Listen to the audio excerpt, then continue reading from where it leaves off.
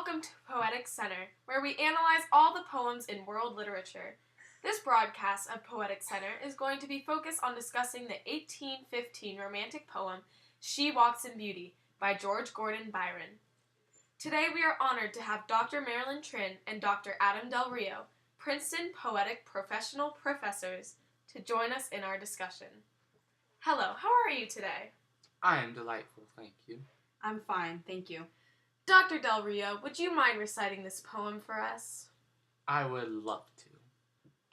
She walks in beauty like the night of cloudless climes and starry skies, and all that's best of dark and bright meet in her aspect and her eyes, thus mellowed to that tender light which heaven to gaudy day denies. One shade the more, one ray the less, had half impaired the nameless grace which waves in every raven tress, or softly lightens o'er her face, where thoughts serenely sweet express how pure, how dear their dwelling place. And on that cheek and o'er that brow, so soft, so calm, yet eloquent, the smiles that win, the tints that glow, but tell of days in goodness spent, a mind at peace with all below, a heart whose love is innocent. Do you want to scroll down? Wow. Was that iambic tetrameter I heard? Yes, it was, Miss Hap. Those words were so inspiring.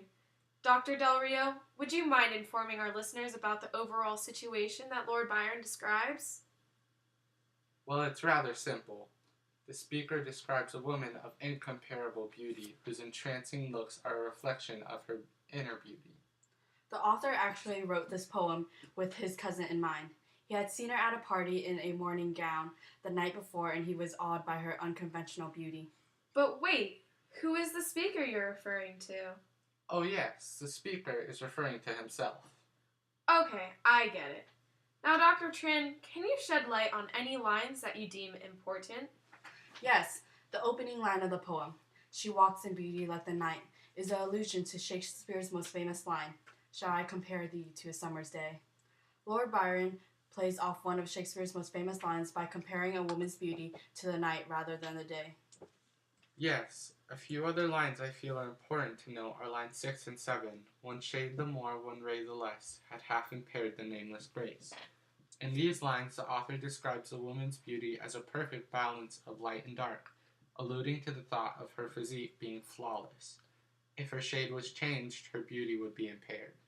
From this line, do you think that we can conclude that the speaker has a very admiring tone? I believe that would be the right assumption. The syntax of this poem is a little confusing to many, Dr. Trin. Can you clarify this for the listeners? Well, throughout the poem, Byron uses enjambments in the structure of his stanzas. He is seen to often start his thought in one line, but then finish it in the next, as seen in the first two lines. Though the syntax of the poem is quite interesting, the author's use of diction is equally so. I see he uses a lot of contrasting diction in order to express the theme of the poem. For example, he uses tender light, two contrasting ideas, because light is usually thought of as harsh, bright, and intense, while tender is soft and delicate. Yes, the author does a great job at using imagery throughout the poem to bring about this contrast you speak of. I noticed that you mentioned the theme of the poem earlier, an interesting topic as well. I believe it is that a woman's beauty can only be achieved through her balance of dark and light, as seen in lines 9 and 10. The woman's dark hair contrasts with her fair skin, showing immense beauty in his eyes. The poet mentions a lot about her physical beauty, but he describes her inner beauty as well. We can see this through the use of a synecdoche in line 18. The author believes the woman as a whole is good and pure. Going back to the contrasting diction you referred to earlier, Dr. Del Rio, could these references to light and dark be considered symbols?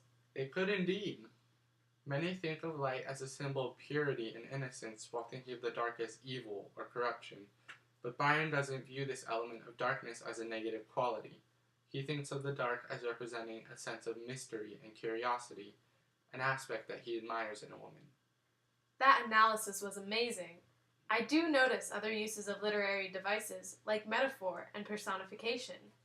Yes, we have an example of metaphor in lines 11 and 12. The poet calls her mind a dwelling place, where all of her sweet thoughts take place. I also noticed a personification in lines 15 and 16. Byron personifies the woman's smile and tint when he says they tell of the days in which the woman spent doing good. This shows that the woman's physical beauty reflects her inner beauty. Many say that feelings and mystery are the two romantic characteristics found in this poem. Do you agree with this, Dr. Del Rio? Yes, I see those two characteristics throughout the poem as well. They are presented through the woman's ambiguity and the man's strong feelings for the mysterious beauty. Well, thank you, Dr. Trin and Dr. Del Rio, for your insightful analysis about the poem She Walks in Beauty by George Gordon Byron. My eyes are now open to all the intricate aspects of a poem I once thought was so simple. I wish we could talk longer, but we must go to a commercial break, and when we come back, we have a special segment about the dog who loved to suck on toads, where we will be interviewing the Mersch family on the difficulties of owning a dog with an addiction. We'll be right back.